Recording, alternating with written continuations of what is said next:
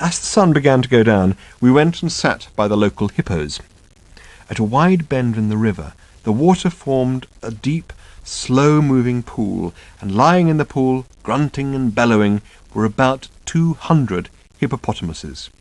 The opposite bank was very high, so that the pool formed a sort of natural amphitheatre for the hippos to sing in, and the sound reverberated around us with such startling clarity that I don't suppose there can be a better place in the whole of Africa for hearing a hippo grunt.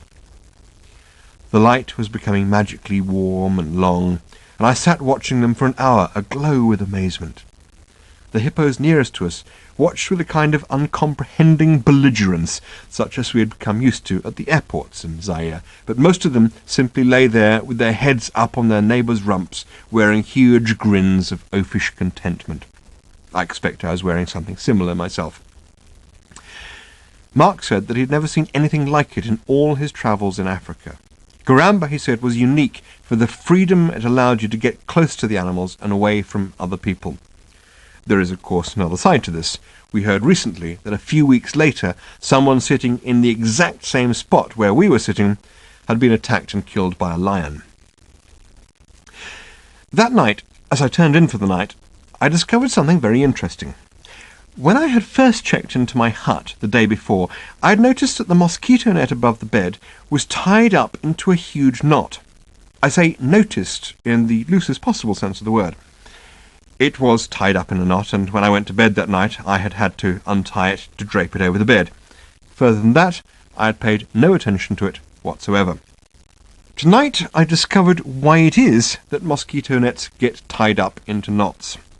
The reason is embarrassingly simple, and I can hardly bear to admit what it is. It's to stop the mosquitoes getting into it.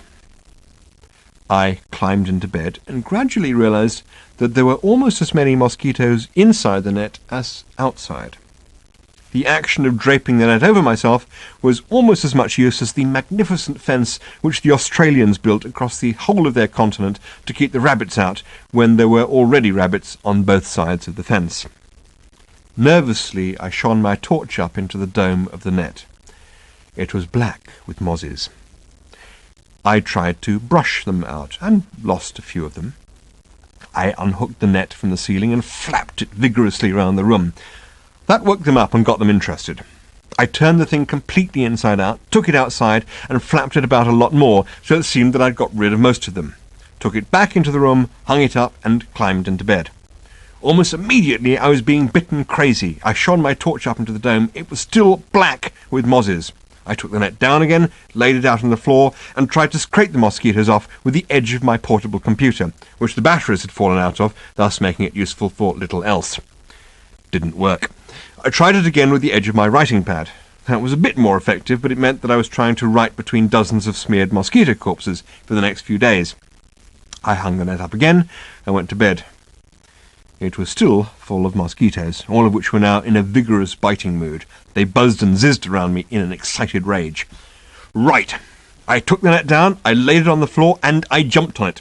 I continued jumping on it for a good 10 minutes, till I was certain that every square centimetre of the thing had been jumped on at least 6 times, and then I jumped on it some more.